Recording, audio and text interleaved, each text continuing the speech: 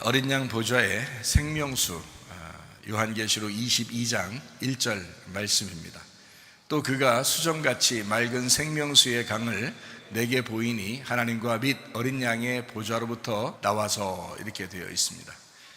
요한계시록은 1장에 예수 그리스도의 계시라 그랬습니다. 예수님께서 열어주시는 그런 책이다, 이런 말이고요.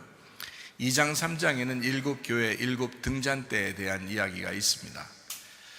모두 다 이기는 자는 이런 보상을 주시겠다라고 그 예수님의 보상을 이야기합니다. 그리고 성령이 교회들에게 하시는 말씀을 귀 있는 자들은 들을지어다, 이렇게 말씀을 했습니다. 분명히 영의 귀가 있다는 얘기죠. 그래서 영의 귀로 들어야 된다, 이제 이렇게 영의 귀가 열린 사람이 이제 복 받은 사람이다, 이런 얘기죠. 4장 5장 내생물 24장로 하늘 예배에 대한 이야기가 있고요. 6장부터 9장에는 일곱 인 일곱 나팔에 대한 이야기입니다. 11장에는 두 증인 두 감람나무 두 등잔대에 대한 이야기고요. 14장에는 14만 4천 명 순결한 신부에 대한 이야기입니다. 16장부터 18장에는 일곱 대접 음료 짐승 심판에 대한 이야기가 있습니다. 19장에는 어린 양의 혼인잔치 8절에 세마포 준비에 대해서 있죠. 20장에는 영 안에서 첫째 벌에 동참한다, 생명책에 기록된다는 말씀이 있습니다. 21장 22장 새 예루살렘 생명나무 주님을 기다림, 아멘, 이렇게 되어 있습니다. 요한계시록의 전체 분기점이 어디에 있다고요? 요한계시록 19장에 있습니다. 어린 양의 혼인잔치죠. 그래서 성경 처음부터 창세기부터 이제 쭉 남편과 아내에 대한 이야기를 쭉 하다가 마지막에 이제 새 예루살렘, 그러니까 어린 양과 새 예루살렘, 신부인 새 예루살렘을 얘기하는데, 그때 이제 어린 양의 혼인잔치가 분기점입니다. 그래서 중심이죠. 어린 양의 혼인잔치. 그래서 어린 양의 혼인잔치에 참여한 사람들은 복이 있다, 이렇게 하고요. 그리고 이제 어린 양의 혼인잔치에 참여하지 못한 사람들은 이제 버림당한 사람이다, 이렇게 이야기를 하잖아요. 그래서 어린 양의 혼인잔치가 이제 성경의 가장 핵심 중에 핵심이고요. 그 혼인잔치라는 건 이제 혼인이 있고 혼인잔치가 있잖아요. 그 결혼이라는, 혼인이라는 건 성경에서 뭘 의미할까요? 성경에서 혼인할 때 혼인이가 혼인잔치잖아요. 그러니까 성경에는 이제 뭐 아들이 결혼했는데 전 잔치하고, 그다음에 간에 혼인잔치가 있고 그러잖아요. 그럼 혼인식이 있으니까 혼인잔치가 있을 거 아니에요. 그럼 혼인식이라는 게 뭘 혼인식이라 해요? 성경적인 혼인식은 뭐라고 해요? 남편이 아내를 만나고 아내가 남편을 만나는 그거를 혼인식이라고 이렇게 말을 합니다. 그거를 이제 어떻게 표현하는 거냐면요, 주님을 잘 알게 되었다, 이런 말입니다. 주님을 잘 알게 되었다. 요거를 이제 혼인식이라고 그렇게 하는 거예요. 그러니까 이제 그 주님을 잘 알게 되면 이제 잔치에 들어가는 거예요. 잔치라고 하는 것은 기쁘죠. 가네 혼인잔치에 포도주가 떨어지니까 예수님이 포도주를 막 만들어 주셨잖아요. 새 포도주를 만들어 주셨어요. 그 이제 잔치에는 포도주가 필요하기 때문에 그런 거잖아요. 기쁨을 이야기합니다. 에덴 동산에도 이제 기쁨이죠. 그래서 기쁨이라고 하는 걸 회복시켜주는, 그래서 혼인잔치는 이제 포도주가 있는 기쁨이 있다, 이렇게 표현을 하는 겁니다. 잘못하면 이제 뭐 주색 잡기에 들어가는 거죠. 그게 이제 에덴 동산에 잘못되면 에덴이 주색 잡기에 들어가는 거고요. 잘 되면, 혼인잔치가 잘 되면, 신랑을 제대로 만나면 이제 기쁨이 있는, 즐거움이 있는 에덴 동산이 된다, 이렇게 말하는 거죠. 어쨌든 우리가 이제 주님을 만난다, 동침한다, 그렇게 되면 이제 혼인잔치에 들어가요. 혼인잔치는 이제 쉽게 얘기해서 혼인을 했으니까 잔치에 들어가는 거거든요. 그럼 여러분이 혼인된 사실이 있어야 되잖아요. 그러니까 혼인된 사실은 뭐라고요? 동침하는 거예요. 주님과 동침하는, 주님과 만나서 결혼하는, 이런 거죠. 이제 구약 성경에 보니까 창세기 이제 아브라함의 아들 이삭이 리브가라고 하는 여자를 만났습니다. 만나서 결혼식을 뭐 성대하게, 주례자와 하객들도 있고 결혼식을 성대하게 했다, 이런 말이 없어요. 가장 아름다운 결혼이라고 하는 이삭과 리브가의 결혼에서 그렇게 성대한 결혼식을 하지 않습니다. 리브가가 왔을 때 이삭이 이제 맞아들이죠. 그 리브가를 맞아들이고 그 자기의 그 어머니 그 장막에 이제 데려다가 같이 이제 동침하는 그런 것을 이제 혼인이라고 이제 구약에서는 설명을 했습니다. 그러니까 함께 이제 남편이 아내를 만나고 아내가 남편을 만났다, 요거를 혼인이다, 이렇게 말을 하죠. 그리고 이제 잔치에 들어가는 거예요. 그러니까 이제 사람들을 모아놓고 이제 기뻐하고 잔치하고 그러는 거거든요. 그게 그 기쁨입니다. 그러니까 내가 하나님을 만났다, 내가 그리스도를 만났다, 내가 그리스도와 동침했다, 내가 그리스도를 진짜 알게 되었다. 그거를 이제 헬라어로 말로는 이제 기노스코라고 그러고요. 구약에서 히브리어 말로는 야다라고 그렇게 한다겠죠. 그래서 야다와 기노스코는 어떤 아는 것을 의미하면 몸과 마음으로 체험하여 아는 걸 말합니다. 그러니까 그냥 머리로 지식으로 아는 걸 얘기하는 게 아니라 몸으로 익혔다는 겁니다. 몸으로 익혔다. 그러니까 영과 몸이 어떻다는 거예요? 영과 몸이 하나라는 거죠. 영과 몸이 하나라는 얘기예요. 그러니까 영과 몸이 떨어져 있는 게 아니에요.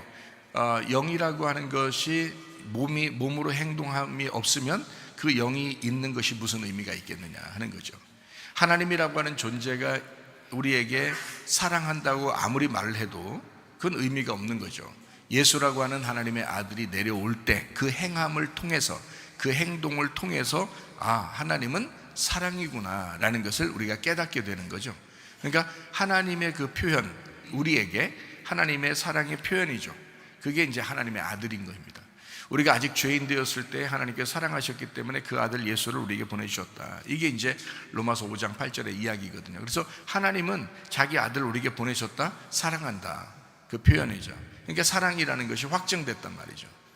만약에 그것을 표현하지 않았다, 그러면 사랑의 확정을 할 수가 없죠.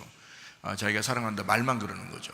그러니까 여러분이 예수를 믿는다 해놓고 진짜 행함이 없으면 그 영이 죽은 것과 마찬가지다. 그러니까 영혼 없는 몸이 어떻게 살아있는 거냐? 그건 살아있는 게 아니다. 그래서 영과 몸이 같은 거지 다른 게 아니다. 그래서 믿음과 행함은 같은 거지 다른 게 아니다. 그래서 믿음으로 천국 온다라고 성경은 주장하잖아요. 그 믿음, 이 사무엘 시대에 사울 왕이라고 하는 사람이 있었습니다. 아말렉 다 죽이라고 그랬거든요. 하나님께서 명령하셨는데 좋은 것들은 살려놨어요. 아말렉은 육체를 말하는데 아말렉이나 여리고나 아간이나 이런 건 다 육체를 의미하는 거거든요. 성경에서 그 육체를 말하는 것을 다윗은 다 멸망시켰어요. 다윗은 그 하나님이 좋아하시는 이유가 그래서 그런 거예요. 다윗은 아말렉을 다 멸망시켰는데 사울이라는 사람은 좋은 걸 빼놨단 말이에요. 그러니까 하나님이 그 사람에게 이제 책망하는 거죠. 사무엘을 통해서 사울 왕에게 뭐라고 책망해요? 순종이 제사보다 나은 거다, 이렇게 얘기해요. 자기는 좋은 걸 남겨놓고서 하나님 앞에 예배드리고 제사하는 걸 자기가 그렇게 하려고 했다라고 생각하지만 하나님은 너 아무리 제사 열심히 드리고 아무리 좋은 거 하나님 앞에 드리려고 하는 거, 그거보다 순종하는 걸 좋아했다. 그 순종한다는 게 뭐예요? 듣는 겁니다. 말귀 알아듣는 거, 그게 가장 중요한 것이었다, 이런 얘기예요. 그러니까 그 순종한다는 그 의미가요, 그 말귀 알아듣는다는 의미예요. 그러니까 너 말귀 알아듣는 게 더 중요하지, 네가 제사 드린다고 그렇게 나대고 그렇게 한 것을 하나님이 바라는 게 아니고 순종이 더 나은 거야. 순종이 중요한 거야. 그래서 그날 왕권을 뺏어버립니다. 그게 이제 하나님의 그 역사인데요. 이 순종이라고 하는 건, 여러분이 행함이라는 순종이라고 하는 건 믿음입니다. 그게 믿음이에요. 아브라함이 이삭을 드렸다? 믿음이죠. 그가 믿음이지. 그가 그렇게 이삭을 진짜 안 드렸을까? 드렸죠. 진짜 드리는데 그게 뭐냐? 믿음이었단 말이에요. 그러니까 믿음과 행함은 일치된 거죠. 같은 날 같은 시간에 같이 나오는 거지 떨어진 게 아니란 말이에요. 뭐 옛날에 믿었는데 요즘에 들어서 행함이 나타난다, 뭐 이런 의미가 아니란 말이에요. 믿었으면 바로 행함이 나타나는 거죠. 믿으면 그 믿음의 행함이 바로 나타나야 그 믿음이 진짜라는 것이 증명되는 거잖아요. 하나님이 우리를 사랑한다? 그럼 그 사랑한 표현이 반드시 나타나야죠. 그래야 하나님이 사랑하는 거지. 그렇죠? 사랑한다 말로 뭐 이렇게 말만 하고 아들을 안 보내주고 계속 사랑한다 우리를 그렇게 얘기해도 소용없는 얘기죠. 사랑한다 그랬으면 반드시 그 약속을 지켜야 되는 거예요. 그래야 그 사랑이 증명되는 겁니다. 그러니까 믿음과 행함은 같은 거죠. 영과 몸은 같은 겁니다.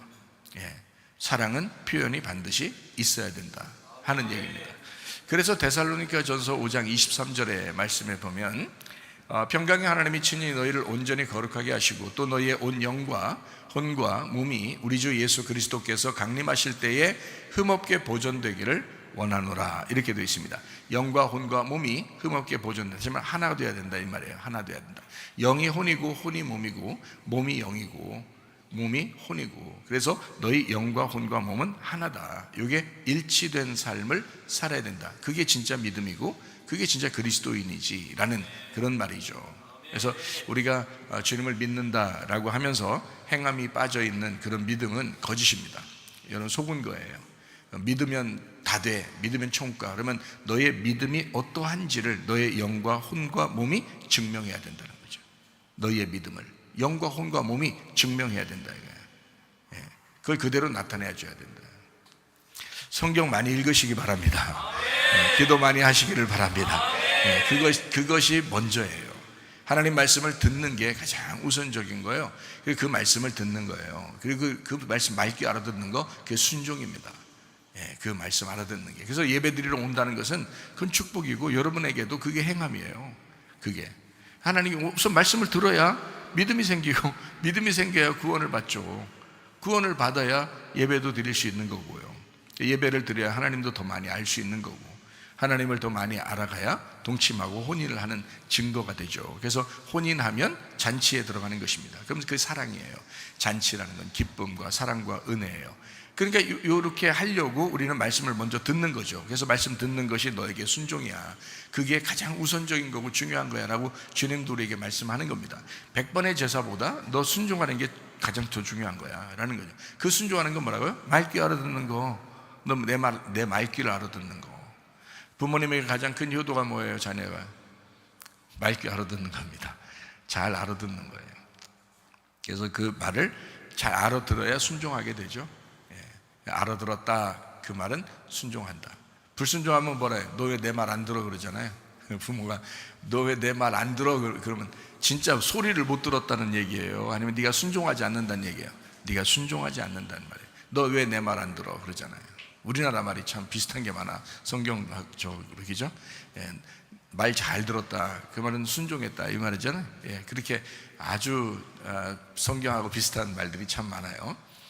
그렇게 우리가 하나님 말씀을 이렇게 잘 이렇게 듣는다는 거, 잘 순종한다는 거, 믿음이죠. 그것을 우리가 잘 간직하면 아주 유익한 신앙생활을 할 수 있습니다. 요한계시록 21장하고 22장에는 새 예루살렘이라고 하는 그 천국에 대한 이야기를 합니다. 천국이라고 하는 게 막연한 추상적인 천국을 얘기해요? 실질적인 천국을 얘기해요? 실질적인 천국을 얘기해요. 근데 성경은 막연한 추상적인 천국처럼 설명해 놓는 것처럼 써놨어요. 그러니까 사람들은 천국을 추상적인 개념으로 생각을 한다고요. 어느 날 천국 가겠지라고 생각한단 말이에요. 근데 사실은 그렇게 되어 있지 않습니다. 왜냐하면 창세기부터 요한계시록까지 일괄적으로 딱 이렇게 일관성 있게 써놨거든요. 그래야 성경이 맞는 거죠. 그러면 이게 성경이 추상적으로 써놨을까요? 아니죠. 추상적인 글씨로 쓴 것 같지만 사실 실질적인 거예요. 어떤 실질적인 거냐면 태초에 하나님이 이제 천지를 창조하시고 인간을 만드시면서 남편과 아내를 만들었습니다. 그게 요한계시록의 어린 양과 새 예루살렘이에요. 그렇잖아요. 그러니까 남편과 아내를 만들어 놓고 그게 어린 양과 새 예루살렘, 어린 양이 신랑이고 새 예루살렘이 신부, 이렇게 해서 요한계시록으로 끝내놨단 말이에요. 그러니까 남편과 아내에 대한 이야기를 쭉 써놓은 것입니다. 그렇죠? 이게 성경이거든요. 그러니 자, 남편이 아내가 되고 아내가 남편이 되는 것이 온전한 겁니다. 그렇게 안 되면 부부가 하나가 아닌 거예요. 그게 성경이, 그죠? 그래서 그거를 설명해 주려고 하는 거니까 설명해 주는 거를 아무리 인간들이 설명을 하려고 해도 이게 설명이 안 돼요. 왜냐하면 둘이 무슨 합해서 하나가 되려고 아무리 노력해도 이게 하나가 될 수가 있나요? 부부가, 남편과 아내가 둘이 같이 산다고 아무리 해도요, 이게 하나가 될 수 있는 거 아니잖아요. 이게 어떻게 하나가 되냐면 이렇게 하나 되는 거예요. 몸이 이제 둘이 아무리 하나 되려고 해도 안 되거든요. 근데요, 몸이 하나가 되는 건 예수님하고 우리 할 수 있어요. 예수님하고 우리는 한 몸이 될 수 있어요. 그런데 인간들끼리는 한 몸이 될 수가 없어요. 몸이 일단 둘이니까 안 되잖아요. 그러니까 이제 어떻게 되냐면 어떤 식으로 이 하나가 될 수 있냐면 같은 말, 같은 사상, 같은 생각. 그러니까 말씀을 같이 듣고 같이 말하고 같이 행동하는, 이러면 이제 정신적으로 하나가 되는 거잖아요. 그러니까 부부가 정신적으로 하나가 되면서 추상적으로 정신적으로 하나가 되면서 뭔가 실질적인 예수 그리스도를 설명해내는, 그게 이제 가정생활이라고 하는 거예요. 가정생활, 교회생활, 이렇게. 그러면 이제 이 교회에서 그리스도가, 우리 어린 양 되신 그리스도가 우리 안에 들어와서 하나가 되잖아요. 그러면 이거는 어떻게 하나 됐으면, 영이니까, 예수님이 영이니까 가능한 거예요. 영이니까 우리 영 안에 들어올 수가 있는 거거든요. 그러면 이 몸이 하나가 되는 거예요. 그러니까 예수님은 몸이 막 움직이고 이러는 게 아니라 나라는 몸을 통해서 움직인단 말이에요. 예수님이. 그죠? 내가 죽기 전까지는 내 몸을 통해서 일하신단 말이에요. 여러분도 마찬가지. 여러분 속에 예수님이 계신데 여러분의 몸을 통해서 예수님이 일하신단 말이에요. 무슨 말인지 이거 이해하셔야 되는데, 예수님의 영이 여러분 속에 들어갔어요. 이게 성령입니다. 들어왔습니다. 그러면 여러분 몸이 움직이잖아요. 그러면 그 몸이 움직이는 게 몸만 움직이는 거예요? 영이 몸이라고 했잖아요. 몸이 영이라고 했잖아요. 영과 혼과 몸이 흠없이 보존되는 거잖아요. 이게 하나잖아요. 이게 결혼이라고. 이게 성령이 들어와야 결혼이라고. 그래서 성령님이 내 안에 들어오면 그걸 결혼이라고 한다고요. 그럼 이제 그 다음 어떻게 해요? 혼인 잔치를 해야 되잖아요. 혼인 잔치. 그래서 이제 우리가 잔치는 기쁨이다. 그래서 우리가 성령이 우리 안에 들어와서 나와 하나가 됐잖아요. 그럼 그 몸으로 살아가는 것이 기쁨인 거죠. 그 살아가는 것이, 성령님 안에서 내가 살아가는 거죠. 자, 성령님이 내 안에서 살아가시는 거고요. 그렇게 살아가면 내가 주님 안에, 주님이 내 안에. 그럼 이제 서로 하나가 된 거죠. 그럼 이렇게 살아가는 거예요. 그 살아가는 게 천국인 거예요. 그게 기쁨인 거예요. 그게. 참 이 세상 아무리 재밌는 걸 많이 이렇게 저도 해보려고 그렇게 해도요, 재미없더라고요. 재미없어요. 하나님 말씀 아는 것만큼 재밌는 게 없더라고요. 그래서 하나님 말씀 알고 이게 가만히 성경 보고 말씀을 깨닫고 기도하고 이런 게요 가장 행복하더라고요. 근데 이거를 여러분 아시는 사람들만 알게 되거든요. 이건 진짜 아는 사람들만 알아요. 이 세상에 어떠한 기쁨하고도 이게 바꿀 수가 없는 기쁨이 있어요. 이게 잔치거든요. 그게 잔치예요. 그 기쁨이 잔치라고요. 목사만 그렇게 한다는 게 아니에요. 왜냐하면 성령님은 예수님인데 신랑이잖아요. 어린 양 되신 예수님이잖아요. 나를 위해 죽으셨잖아요. 나를 위해 죽으시면서 사랑했으니까 내가 너무 좋은 거예요. 그분이. 생각해보세요. 그래야 구원받는 거 아니에요? 나를 구원하신 예수님이 어린 양 되신 예수님이야. 십자가 못 박에 돌아가신 예수님이야. 나를 위해 죽으셨어. 근데 그분만 생각할 때마다 뭔가 애틋하고 미안한 감정도 있고 뭔가 감격하고 감사하고 사랑스럽고 그러잖아요. 당연한 거 아닙니까? 자, 내가 물에 빠져 죽으려고 했는데 누군가 나를 물에서 건져줬어요. 근데 그 물에서 건져준 사람이 내 옆에서 살아. 그러면 얼마나 감격하고 감사하게 살겠어요. 그죠? 늘 그런 마음일 거 아니에요? 어린 양 되신 예수님, 어린 양 그러면 분명히 나를 위해서 피를 흘리신 분이에요. 그죠? 그분이 내 안에 거하시고 내가 그분 안에 있다? 그래서 내가 같이 동침하며 살아가고 있다? 이거만큼 행복한 게 어디 있어요? 이거만큼 에덴 동산이 어디 있고 이거만큼 천국 생활이 어디 있어요? 그러니까 이걸 혼인 잔치라 그러는 거예요. 혼인 잔치. 혼인식은 솔직히 크게 중요한 게 아니에요. 성경에서는 동침, 서로 하나 되었다. 이걸 혼인이라 그래요. 자, 예수님께서 십자가 못 박혀 돌아가시면서 우리를 구원하셨습니다. 그리고 내가 너희들 안에 들어가고 싶어. 자, 너희들은 내 안에 들어왔어. 근데 이게 결혼이라는 게 혼자만 짝사랑하면 결혼 돼야 안 돼요? 안 되죠. 둘이 같이 사랑해야 돼. 그죠? 그러니까 동시에 같이 사랑해야 돼요. 남자는 여자를 사랑하는데 여자는 남자를 사랑하지 않아요. 그러면 이게 짝사랑이 되잖아요. 짝사랑은 결혼이 아니에요. 그러니까 둘 다 사랑한다고 했을 때 그때 혼인 서약이 들어가는 거잖아요. 혼인 서약. 그래서 혼인 서약 할 때는 신랑 보고 사랑하겠느냐를 물어보잖아요. 화 한 번도 안 내고 살 수 있겠느냐라고 물어보잖아요. 신부한테 또 바가지 한 번도 안 긁고 짜증 한 번도 안 내고 살 수 있겠느냐, 자, 남편을 늘 존경하면서 살겠느냐라고 물어보잖아요. 이 두 개, 네, 아멘, 그렇게 하겠습니다 하면 그때 혼인 서약이 성립이 되잖아요. 그러니까 이게 둘 중에 하나만 사랑한다라고 말하면 안 된다고요. 둘 다 사랑한다라고, 둘 다 존경한다라고 해야 결혼이 성립된단 말이죠. 자, 너희가 내 안에, 자, 주님께서 말하실 때 우리 보고 자기 안에 들어왔다 이거야. 너희들은 내 안에 들어와 있어. 그래서 내가 너희들을 끌어안고 내가 죽었어. 그죠? 예수님이 그렇게 말하죠. 자, 너희가 내 안에, 그러죠? 너희가 내 안에, 그리고 내 말이 너희 안에 들어가면 무엇인지 원하는 대로 구하라, 그러죠? 그게 동침했기 때문에 그래요. 너의 뜻이 나의 뜻이고 내 뜻이 너의 뜻이야. 왜? 같이 하나 됐잖아. 자, 너희가 내 안에 거하고, 자, 죽었어요. 예수님이 우리를 품고 죽으셨다고요.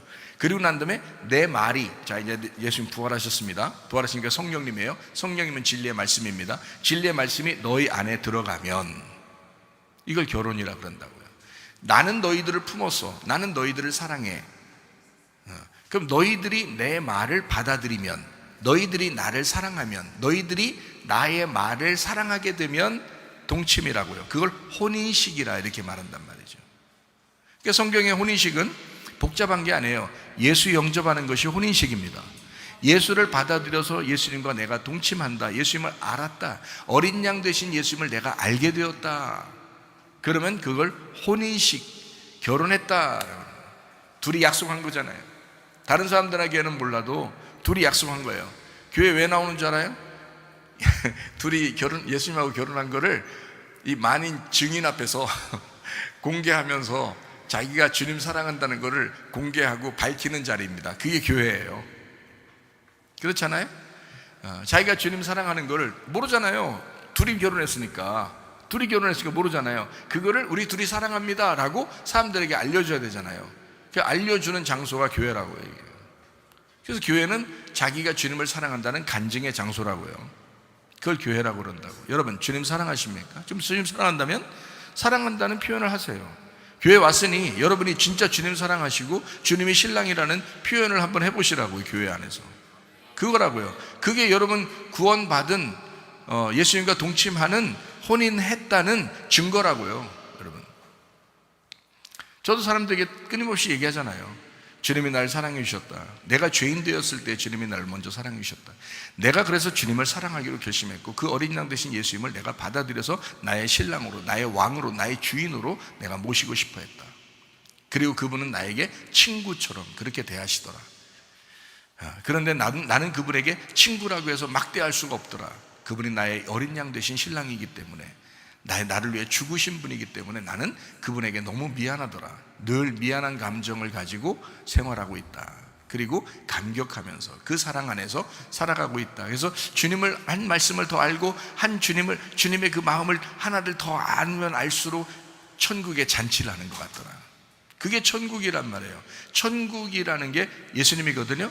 예수님이라는 천국의 잔치를 하는 거예요. 기쁨을 누리는 거란 말이죠. 그러니까 주님을 더 아는 거예요. 주님과 더 동침하는 거죠. 주님을 더 알아가는, 그게 야다 기노스코라는 단어입니다. 그렇게 몸과 마음으로 체험하여 아는, 네 자신이 그렇게 느껴서 알아가는, 이것을 천국 잔치, 혼인 잔치라 이렇게 말하는 거죠. 자, 이렇게 된 것을 요한계시록 21장에는 자, 성전이 성 안에 있는데 보이지 않더라. 그 성전은 어린 양과 하나님이시더라. 이렇게 말씀하고 있습니다.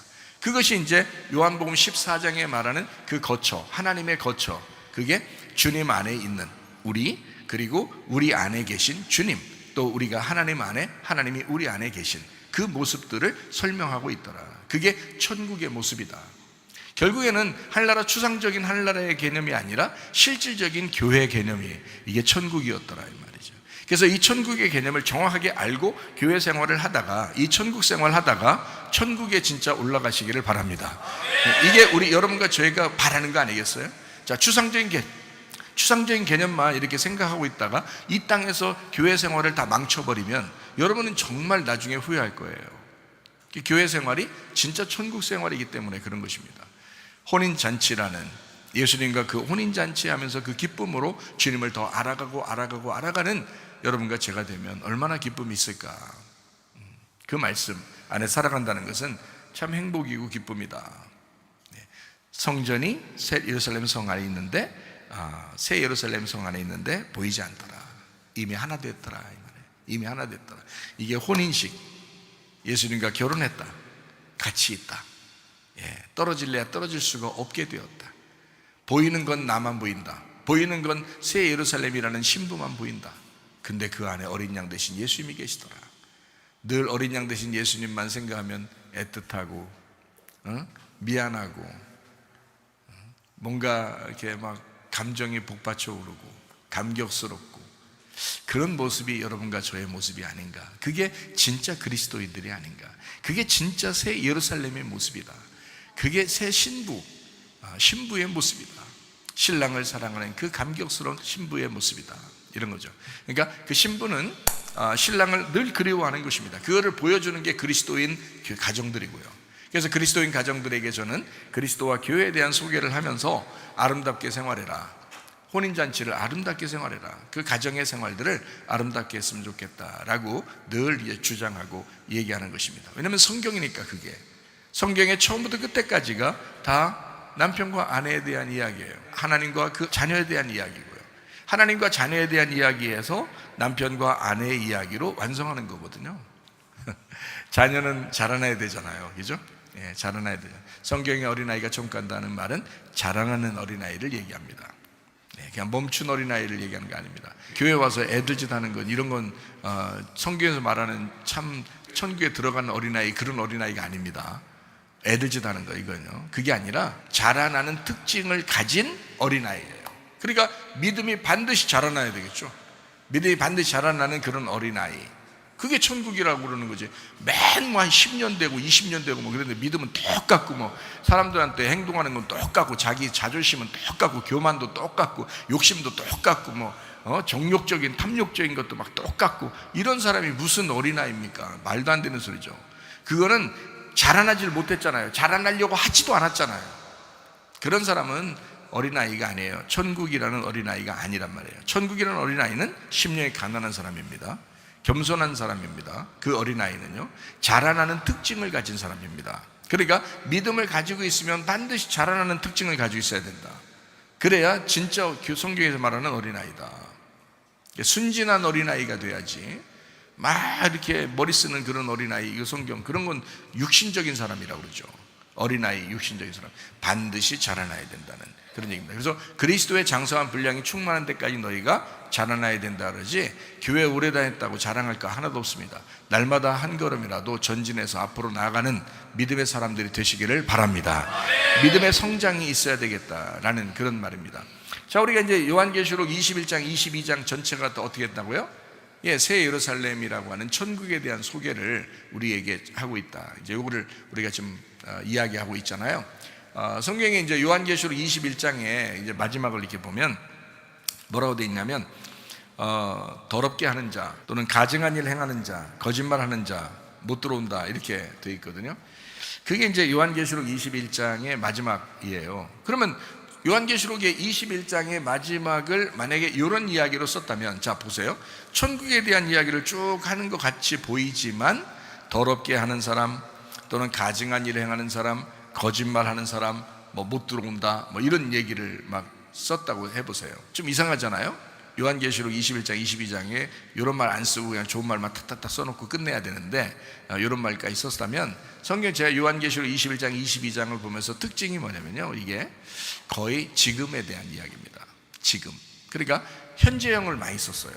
현재형을. 왜 현재형을 많이 썼을까? 요한계시록 21장, 22장의 내용을 그때 당시도 현재고, 그 다음도 현재고, 지금도 현재고, 앞으로 몇 년이 지나가도 현재가 되는 거예요. 그러니까 지금 얘기하는 거예요. 지금 말씀하시는 하나님. 그러니까 천국도 지금 이루어져야 된다는 거예요. 혼인잔치도 지금 이루어져야 된다는 거예요. 네. 천국 생활하는 걸 여러분 교회 생활하면서 지금 이루어지는 그 교회 생활, 지금 이루어지는 천국 생활, 이게 이제 새 예루살렘의 모습이라는 겁니다. 그래서 현재, 지금을 이야기하고 있다. 그러니까 요한계시록 21장 27절 말씀입니다. 무엇인지 속된 것이나 가증한 일 또는 거짓말하는 자는 결코 그리로 들어가지 못하되 오직 어린 양의 생명책에 기록된 자들만 들어간다라고 되어 있습니다. 거기에 보니까 속된 것이나 가증한 일, 그리고 거짓말하는 자, 이렇게 되어 있죠. 이게 뭐 서로 달라요? 뭐 속된 거 다르고 가증한 일 다르고 거짓말하는 게 다릅니까? 같은 거잖아요. 가증한 것이나 속된 것이나 거짓말하는 게 같은 거라고요. 그럼 여기서는 이제 봐요. 자, 여기서 거짓말하는 사람은 못 들어간다라고 돼 있으면, 반대로 어떤 사람이 들어가는 거예요? 어린 양의 생명책에 기록된 자들만 들어간다, 이렇게 돼 있잖아요. 그렇죠? 그러면은 어린 양의 생명책에 기록된 자가 들어간다는 거니까, 여기에 거짓말하는 게 아니라 반대로 어떻게 해요? 진리의 말을 하는 사람이 어린 양의 생명책에 기록되었다, 이렇게 돼야 되죠. 그죠? 그게 이제 요한계시록 19장에도 나와 있는 말이에요. 요한계시록 19장에 9절의 말씀에 이렇게 돼 있거든요. 어린 양의 혼인잔치에 청음을 받은 사람들이 있는데 복이 있다는 거야. 내게 말하되 이것은이 아니라 이 사람들은이에요. 이 사람들은 하나님의 참되신 말씀이다. 이렇게 돼 있어요. 하나님의 참되신 말씀이다. 자, 진리의 말씀이 어린 양의 혼인잔치에 청음을 받았대요. 진리의 말씀이. 그러니까 진리의 말씀이 어린 양의 혼인잔치에 청음받았다는 말은 진리의 말씀이 생명체에 기록됐다 이 말이죠. 그럼 진리의 말씀이 뭐라는 거예요? 신부라는 얘기예요. 혼인잔치에 청음받은 신부들. 그러니까 그게 뭐냐? 진리의 말씀들이다. 그러니까 진리의 말씀들, 진리의 말을 하는 자, 이런 사람들이 생명책에 기록된 사람이다. 그런 여러분과 저는 자, 어떤 말 해야 되겠어요? 거짓말 해야 되겠어요? 진리의 말 해야 되겠어요? 진리의 말 해야 되겠죠. 그럼 거짓말이 뭐예요? 거짓말을 뭐라고 그랬다고요? 거짓말. 거짓말 슬슬 친다. 이런 거짓말에 성경에서 말하는 거짓말, 그 정도로 수준 낮은 거짓말을 거짓말이라고 했을까요? 성경에서? 아니죠. 자, 거짓말 그러면 이게 뭘까요? 뭐라고요? 예, 진리의 말이 아닌 걸 거짓말이라고 하는 거예요. 그럼 진리의 말이 아닌 걸 거짓말이라고 그래요. 그러면 거짓말은 어떤 사람이 거짓말쟁이에요? 하나님을 모르고 얘기하는 사람을 거짓말쟁이라 했죠. 그죠? 자, 하나님을 모르고 말하는 사람을 거짓말하는 거다 이렇게 말하죠. 그러니까 진리라고 하는 예수 그리스도를 정확하게 모르는 사람이 거짓말쟁이인 거예요. 그러니까 여러분이 만약에 진리의 말씀을 제대로 몰랐다? 그리고 엉뚱하게 세상에서 말하는 그런 그런 사람들의 이야기를 따라서 그렇게 맞아, 그런 것도 옳은 것 같아, 그런 말도 옳은 것 같아, 참 좋은 말이야, 어떤 목사님 참 좋은 말 했는데, 어떤 명사가 참 좋은 말 했는데, 이렇게, 그래서 그런 말들을 이렇게 따라갔다? 근데 그렇게 듣기 좋은 그런 얘기들이 있었다? 그러면 그게 만약에 하나님을 모르고 얘기하는 거라면요, 하나님의 말이 아니라면, 만약에 예수 그리스도라는 그분이 우리에게 전달하는 그런 말이 아니라면 어떻게 될까요? 거짓말하는 거예요. 다. 그걸 거짓말 친다 이렇게 말하는 거거든요. 거짓말을 하는 사람, 거짓말을 만들어내는 사람, 거짓말을 듣는 사람, 다 생명체에 기록되지 못합니다. 그러니까 하나님을 모르는 사람, 하나님을 모르고 얘기하는 사람, 하나님을 모르고 얘기하는 사람은 그런 얘기를 듣는 사람, 그러면 생명체에 기록되기가 어렵죠. 그럼 반대로, 자, 하나님을 알고 예수를 제대로 만나고 예수를 제대로 알고 그 진리 가운데서 말하고 그 진리를 알고 말하고 그 진리를 말하고 그 진리를 듣는 사람은요, 어린 양의 생명책에 기록되는 사람이 되는 거죠. 자, 어떻게 하면 천국 가는지 아시겠죠? 진리의 말씀이 돼서 어린 양의 생명책에 기록되면 여러분이 어린 양의 신부요, 새 예루살렘이 되는 것입니다. 그거를 요한계시록 21장 22장에 소개하는 거예요. 그러니까 여러분에게 끊임없이 어떻게 해야 돼요? 여러분은 교회에 나와야 되고 끊임없이 진리의 말씀을 들으셔야 된다는 거야. 그러면 여러분이 된다. 그거 얘기를 하는 거잖아요, 성경에서도. 그러니까 목사가 필요한 거지. 만약에 목사가 하나님도 모르고 예수 제대로 모르고 진리를 제대로 모르는데 자꾸 그냥 설교한다고 그냥 막 준비 엄청 해가지고 그냥 대도 않는 소리를 계속 그냥 세상에서 어떤 유명한 강사가 얘기해도 충분히 할 수 있는 얘기들을 갖다가 설교 시간에 다 했다. 그러면 그건 거짓말이 되는 거예요. 진리의 말이 아니잖아요. 진리의 말이라고 하는 건 진리가 뭐예요? 진리가 요한복음 18장에 보면 진리가 무엇이냐라고 빌라도가 예수님에게 물어봅니다. 그때 예수님께서 뭐라고 그래요? 아무 말도 안 해요. 그리고서 십자가 못 박혀 돌아가십니다. 십자가 못 박혀 돌아가시는 그 죽음이 진리라는 거야. 진리라고 하는 것은 감추어지지 않았다라는 말이거든요. 그러니까 예수님이 머리부터 발끝까지 옷 하나도 걸치지 아니하고 돌아가셨다. 감추지 않고 다 드러났다. 그리고 죽으셨다. 다 벌거벗겨지셨다. 다 드러났다. 죽었다. 이걸 진리라 그런다고요. 그러니 하나님의 말씀을 이제 깨달아서 우리가 모르는 것이 아니라 감추어진 것이 아니라 비밀이 드러나서 이제는 깨닫게 되어서 예수를 알게 되었다. 그 어린 양 예수를 알게 되었다. 그 어린 양 대신 예수를 생각할 때마다 너무 미안하고 너무 감격스럽고 너무 사랑스럽더라. 깨닫게 되었다. 진리입니다. 주님께서 설마 이 세상에서 얘기하는 그런 것들을 여러분에게 얘기하려고 교회도 세우고 목사도 세우고 그랬을까요? 그렇지 않죠. 여러분 한번 생각해 봅시다. 제가 이제 오늘 새벽 예배 설교를 들으면서 다시 듣기를 이렇게 우리가 하고 그러는데 명의가 있습니다. 명의. 그리고 제가 또 하나 생각하는 거예요. 명목이 있어요.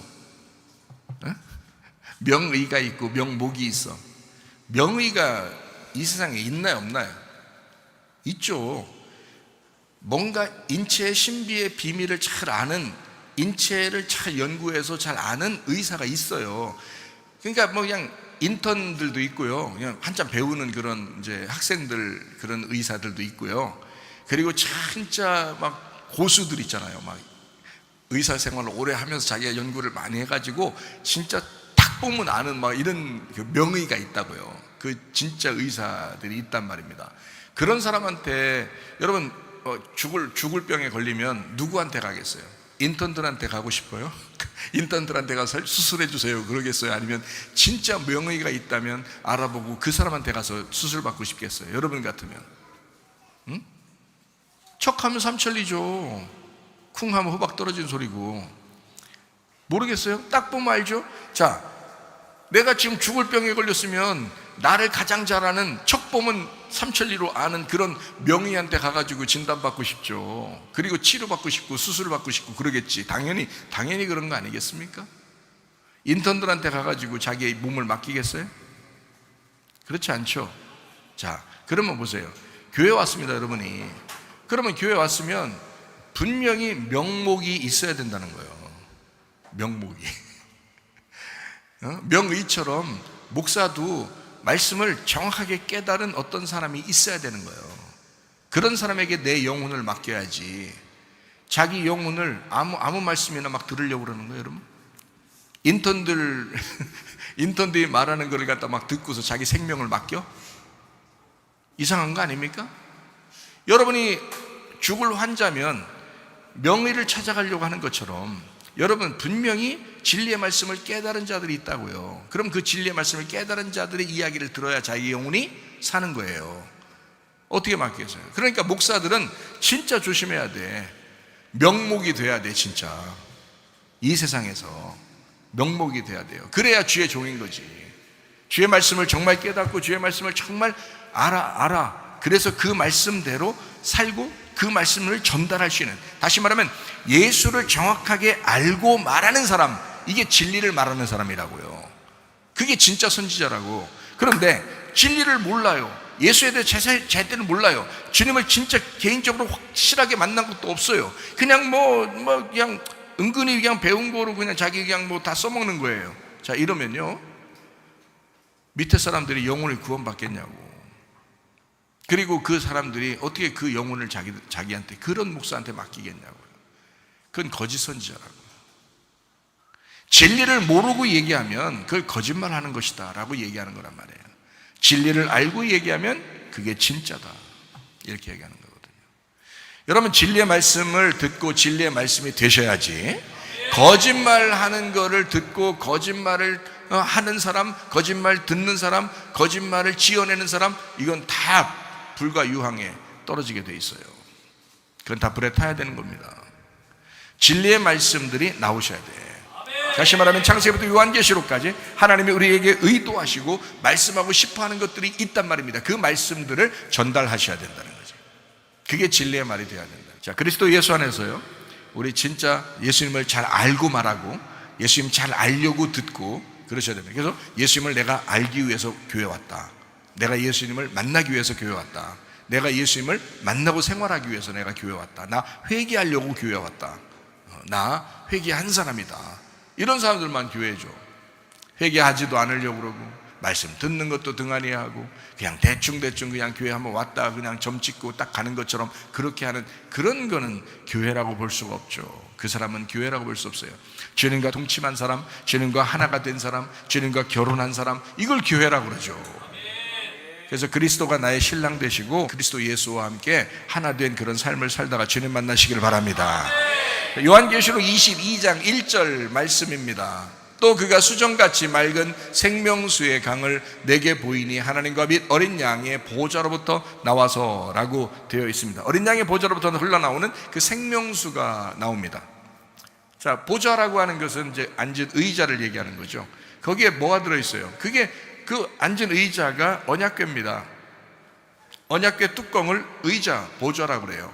그래서 언약궤가 있고 그 언약궤 뚜껑을 시은좌라고 그러거든요. 그래서 그 시은좌가 보좌예요. 하나님의 보좌, 하나님의 앉는 자리예요. 거기가요. 그래서 이게 언약궤에 있는 그 보좌인데, 그 언약궤가 뭐라고 그러니까 말씀입니다.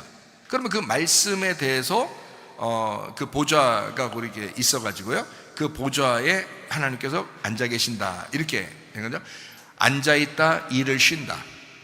서 있다, 일한다, 그런 말이거든요. 앉아 있다, 일을 쉰다. 자, 일이 끝났다. 자, 그래서 보좌, 시은좌에 가면 하나님께서 우리를 용서하시고 은혜를 베푸시는 자리다 해가지고 시은좌라고 하는 거거든요. 그래서 언약궤의 뚜껑이 시은좌다, 이렇게 표현을 합니다. 자, 어린 양의 보좌로부터 흘러나오는 생명수가 있다, 이렇게 했어요. 그럼 생명수라고 하는 건 틀림없이 뭘 얘기하는 거예요?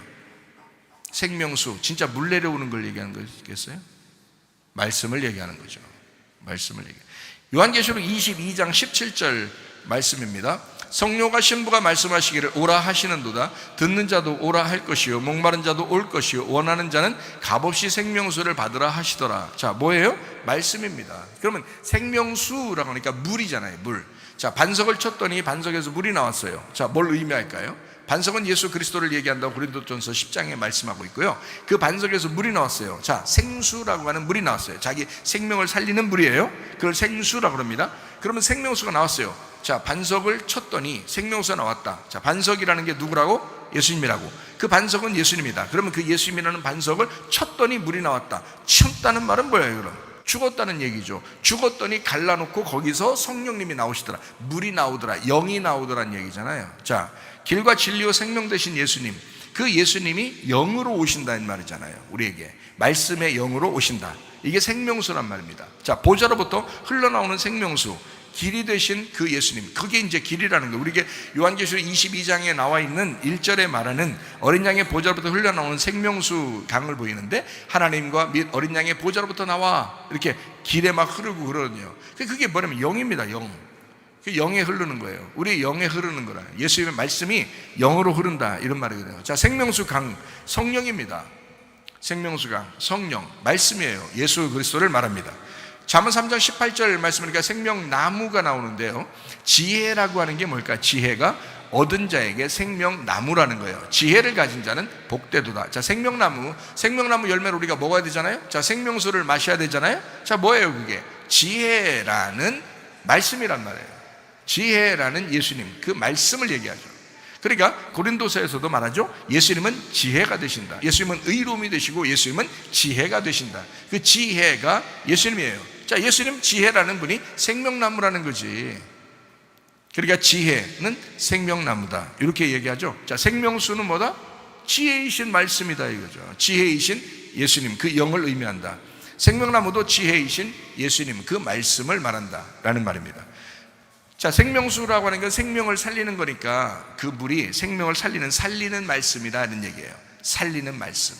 그러니까 말씀은 말씀인데 그냥 말씀이 아니라 살리는 말씀이다. 자, 어떤 게 살리는 말씀이에요? 여러분을 살리는 말씀이 어떤 걸까요? 여러분을 살리는 말씀이 어떤 걸까요? 아니, 그냥 가만히 멍하고 있다가 그냥 살 것 같아요? 그게 아니고 뭐 말씀이 살리는 말씀이 있을 거 아닙니까? 생명수가 돼야 되잖아요. 생명나무 말씀이 돼야 되잖아요. 그럼 생명나무, 생명수라는 건 어떤 말씀이 돼야 되는 거예요? 여러분, 선악과 먹으면 안 되죠?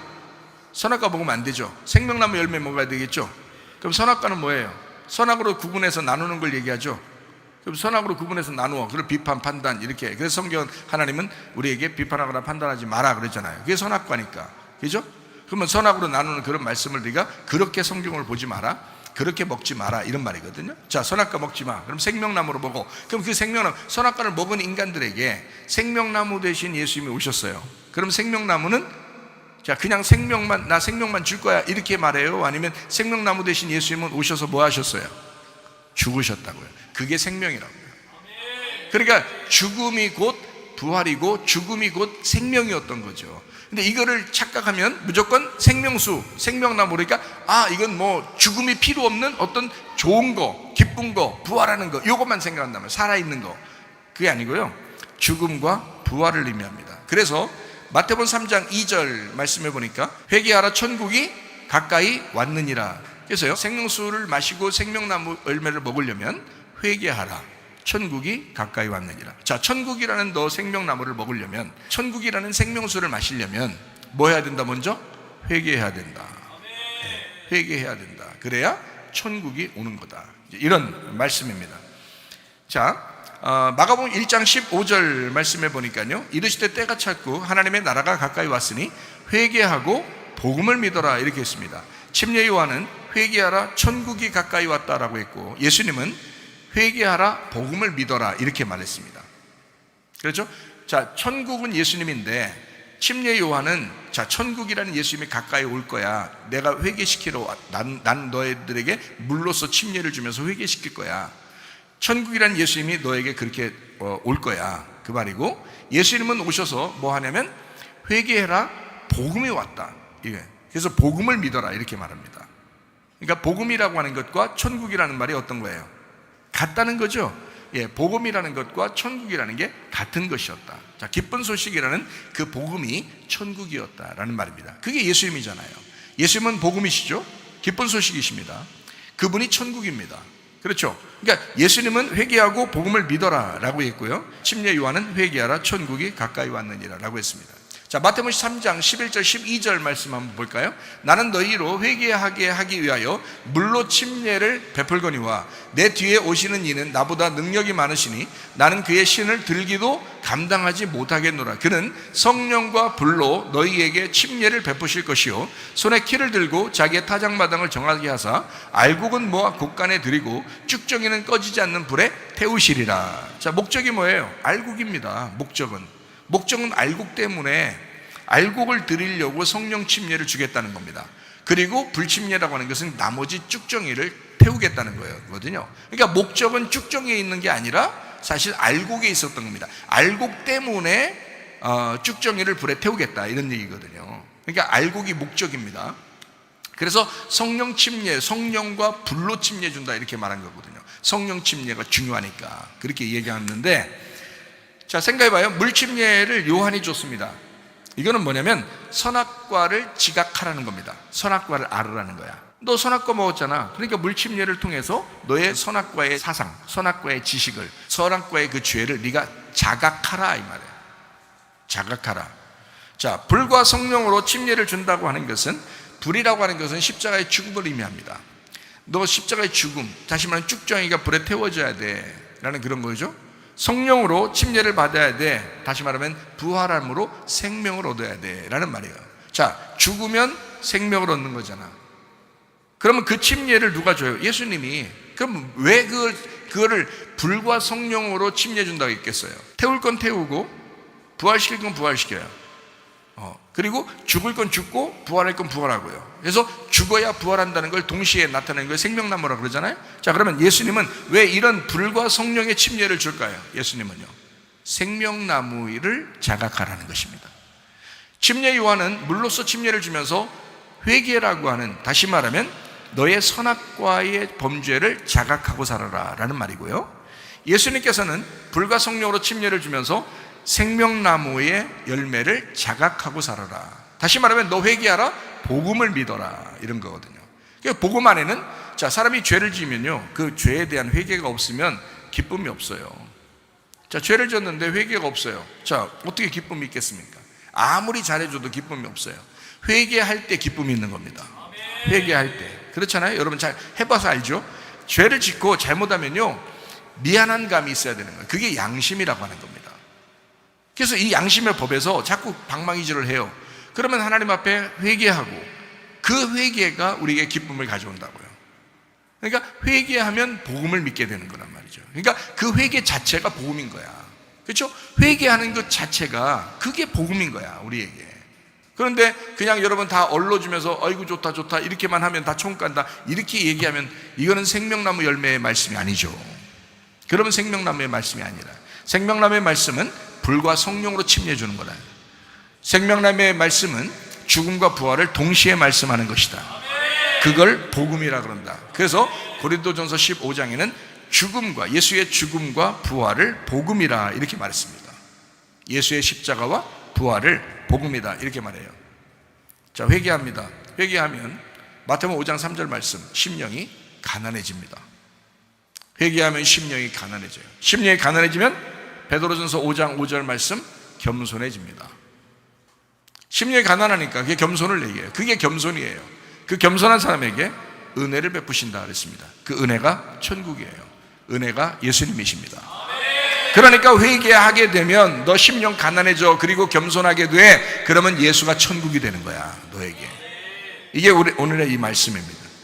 생명, 하나님, 영, 예수, 그 말씀, 열매라고 하는 생명나무의 열매, 만나가 되시는 그 예수님, 그 말씀, 그 생명나무 자체에 열매가 있죠. 그리고 잎사귀가 있습니다. 그 잎사귀, 이것은 잎사귀는 겉으로 이렇게 보이는 거잖아요. 이게 성장, 변화를 얘기합니다. 치유, 예수의 말씀을 얘기합니다. 결국 생명나무 자체가 예수, 지혜의 말씀이신 예수님인데 예수의 생명을 얘기하고 그 생명에 대한 확장을 얘기하는 거예요. 그래서 열매와 잎사귀가 같이 있죠. 요한계시록 22장에 특징적으로 설명합니다. 그래서 오늘부터 이제 요한계시록 22장을 계속해서 설명해 나갈 것인데, 이때 생명나무 열매를, 또 그 잎사귀를 정확하게 우리가 깨닫게 될 것입니다. 생명나무의 열매를 먹고 그리스도 예수 안에서 하나 되어 진리의 말씀으로, 진리의 말씀이 되는 그 삶을 살다가 주님 만나시기를 바랍니다. 우리 한번 기도하겠습니다. 한 목소리 기도합니다. 하나님 앞에, 주여, 내가 진리의 삶을 살게 하옵소서, 말씀의 삶을 살게 하옵소서, 주님과 동의하며 살게 하옵소서 기도합니다. 우리 하나님 아버지의 사랑과 은혜를 감사를 드립니다. 주의 뜻대로 살다가 주님 만나게 도와 주시옵소서. 비염은 떠나갈지어다, 아토피 떠나갈지어다, 위장병 떠나갈지어다, 어지럼증 사라질지어다, 두통은 사라질지어다, 류마티스 관염 떠나갈지어다, 어깨 통증 사라질지어다, 허리 디스크, 목 디스크 떠나갈지어다, 심장병 온전해질지어다, 각종 종양 암 떨이 떠나갈지어다, 감기 몸살 온전해질지어다, 협착증 사라질지어다, 견소피부 온전해질지어다, 이명은 사라질지어다, 자가면역질환 온전해질지어다, 식도염 사라질지어다, 유력결석 떠나갈지어다, 우울증, 불면증 환자의 들어온 불안, 초조 다 떠나갈지어다, 음란, 거짓, 도둑질, 미움, 욕심형 다 떠나갈지어다. 예수 그리스도 안에서 진리의 말씀을 바로하라. 주님과 동행하다가 주님 만나게 하옵소서. 예수님 존귀하신 이름 받들어 기도 올리옵나이다. 아멘. 주님 감사합니다. 우리 하나님 아버지 함께 하시고 사랑하심을 감사합니다. 우리 하나님 도